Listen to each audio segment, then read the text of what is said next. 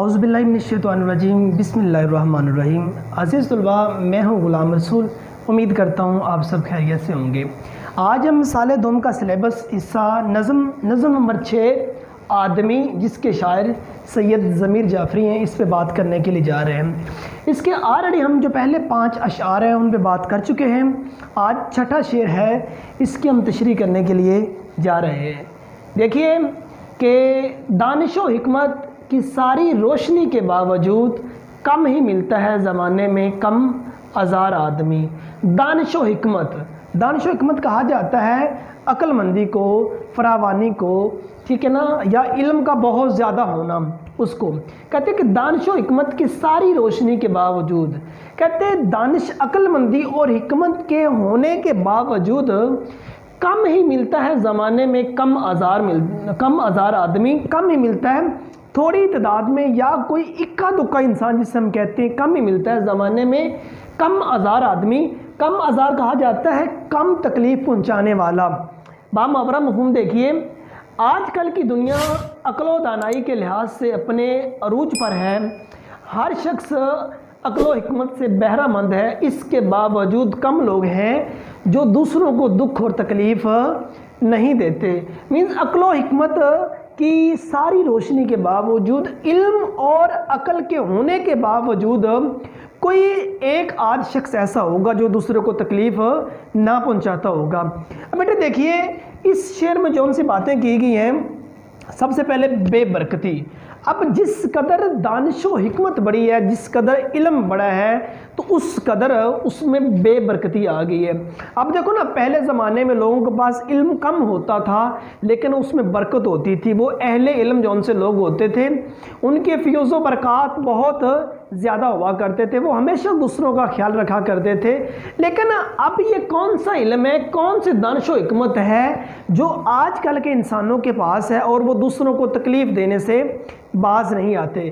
اس لیے کہا جاتا ہے کہ ہمارے اس ملک میں پڑھے لکھے جاہل لوگ ہیں، پڑھے لکھے جاہلوں کی کمی نہیں ہے۔ ایک تو بے برکتی اس میں اٹھ گئی ہے، اور اس کے بعد بے تاثیری۔ تو ڈیئر اسٹوڈنٹ، دوسری بات کی کہ بے تاثیری، دیکھیں نا، پہلے بات کرتے کہتے اس کی بات میں تاثیر ہے، اس کی زبان میں تاثیر ہے، یہ جو بات کرتا ہے وہ بات کچھ معنی، کچھ اثر رکھتی ہے۔ لیکن اب اہل علم ہونے کے باوجود بھی، علم اور عقل ہونے کے باوجود بھی بے تاثیری ہے، بات میں وہ وزن نہیں ہے، بات اس قدر نہیں جس قدر ہونی چاہیے۔ اور اس کے بعد وحشت و بربریت۔ اب جس قدر لوگوں کا علم بڑھا ہے، علم بڑھنے کے ساتھ ساتھ وحشت، ڈر بڑھ گیا ہے۔ اب دیکھیے، علم بڑھا ہے، ٹیکنالوجی نے ترقی کی ہے۔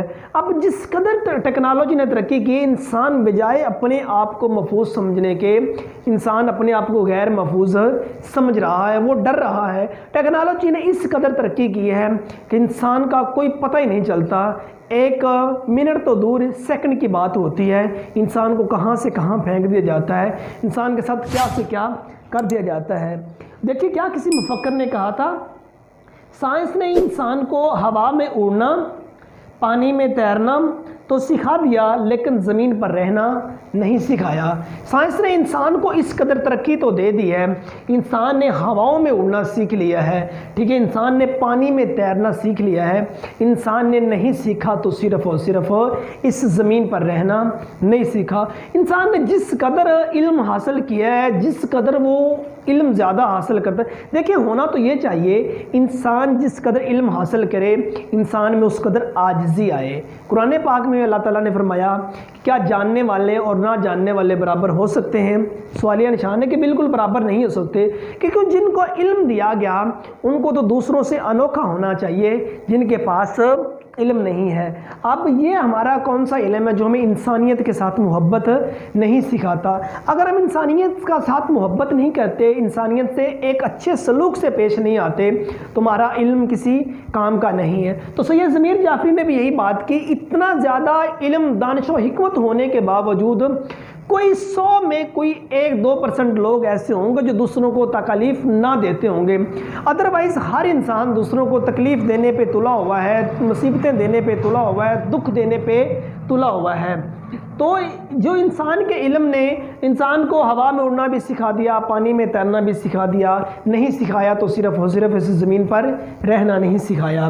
وہ کیا کسی شاعر نے خوب کہا تھا، جنگل میں سانپ، شہر میں بستے ہیں آدمی، سانپوں سے بچ جائیں تو ڈستے ہیں آدمی۔ انسان اگر سانپوں سے بچ جائے تو آدمی ڈسنا شروع کر دیتا ہے۔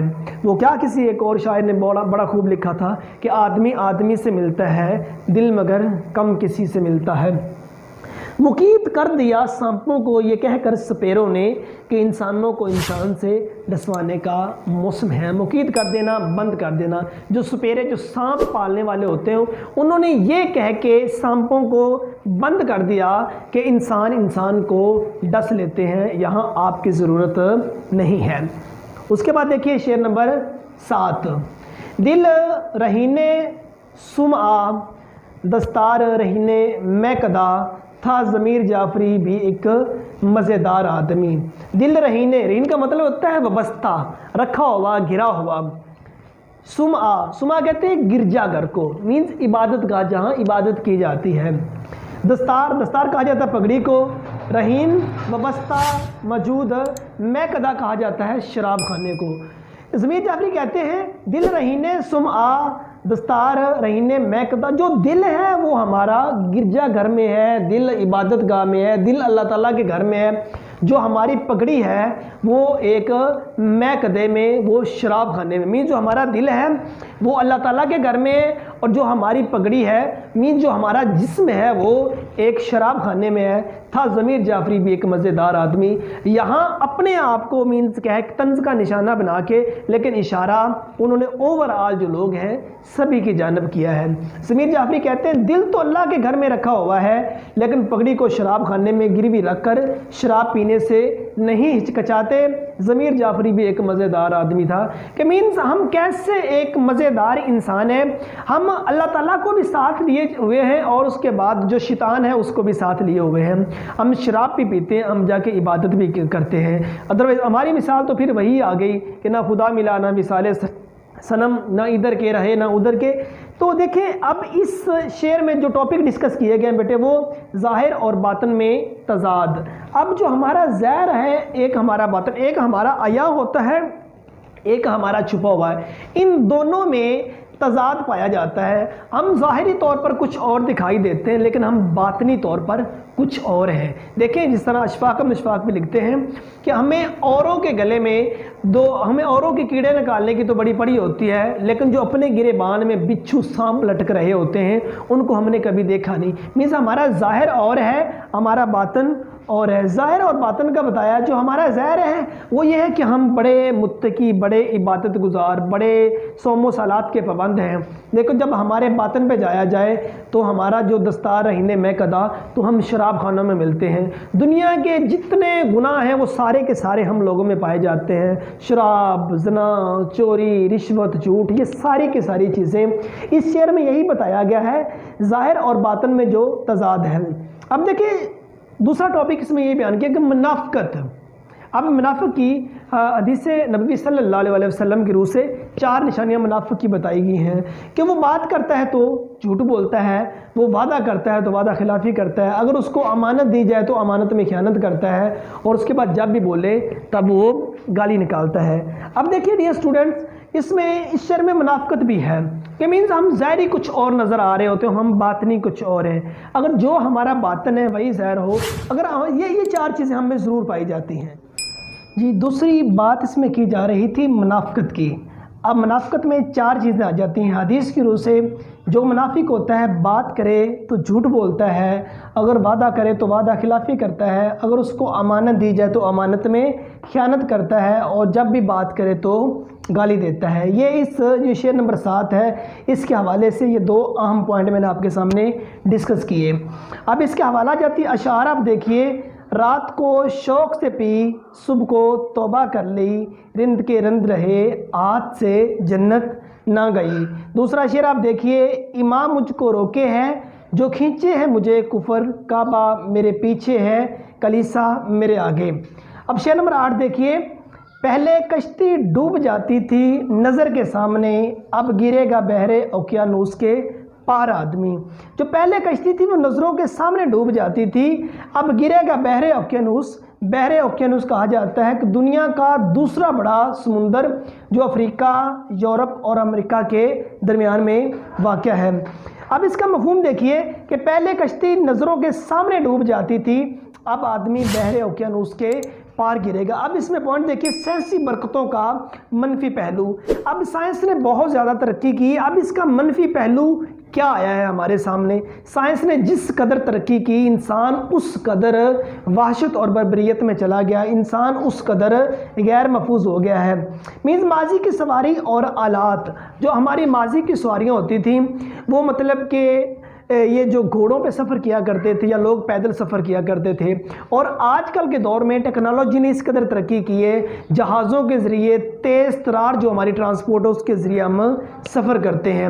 پہلے انسان گھوڑے سے گر جاتا تھا یا اس کو اور کوئی مسائل بن جاتا تھا تو زندہ بچ جاتا، اگر مر بھی جاتا تھا تو اس کی جو لاش ہے، جو اس کا جسم ہے، وہ صحیح سلامت مل جاتا تھا. اور آج کے دور میں ایسا نہیں ہے. خدا نہ خواستہ کوئی حادثہ ہو جائے تو انسان کا جسم کے چیتھڑے وہاں اکٹھے کرنا پڑ جاتے ہیں. حال کی سواری اور آلات، اب کی سواری اور آلات کا یہ کمپیریزن کیا گیا ہے. حوالہ جاتی اشعار دیکھیے، ہے دل کے لیے مشینوں کی حکومت، احساس مربت کو کچل دیتے ہیں آلات.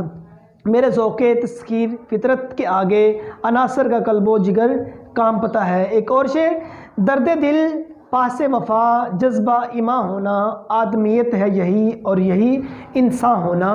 کہ پہلے دور میں جب کبھی کسی کا کوئی قتل ہو جاتا تھا، تلواروں کی لڑائی ہوتی تھی، ٹھیک ہے، اور جب کبھی انسان کو کوئی قتل ہو جاتا تھا، انسان کا جسم صحیح سلامت اویل ہوتا تھا، انسان اپنے ہاتھوں سے انسان کو دفنا لیتا تھا. اور آج کل کے دور میں ٹیکنالوجی نے اس قدر ترقی کی ہے، گولی آ گئی ہے، بم آ گئے ہیں کہ جہاں کہیں انسان کو لگتے ہیں انسان کے چیتھڑے اڑا دیتے ہیں، انسان کے جسم کے مختلف حصے جو ہے نا وہ مطلب انسان پاش ہو جاتا ہے، انسان ٹکڑے ٹکڑے ہو جاتا ہے. تو اس لیے کہا جاتا ہے کہ پہلے کشتی نظروں کے سامنے، مینس پہلے لوگ آنکھوں کے سامنے ڈوبتے تھے، آنکھوں کے سامنے مرتے تھے، اب گرے گا بحر اوقیانوس کے پار آدمی. اب جو انسان ہے وہ اس قدر دور جا گرے گا کہ جس کو مطلب کہ وہاں سے ڈھونڈنا بہت مشکل ہو جائے گا. تو ڈیئر اسٹوڈنٹس، آج ہم نے شعر نمبر 6، 7 اور 8 پہ بات کی. امید ہے یہ لیکچر آپ کو پسند آیا ہوگا. نیکسٹ لیکچر میں ملتے ہیں، تب تک اجازت دیجیے. فی امان اللہ.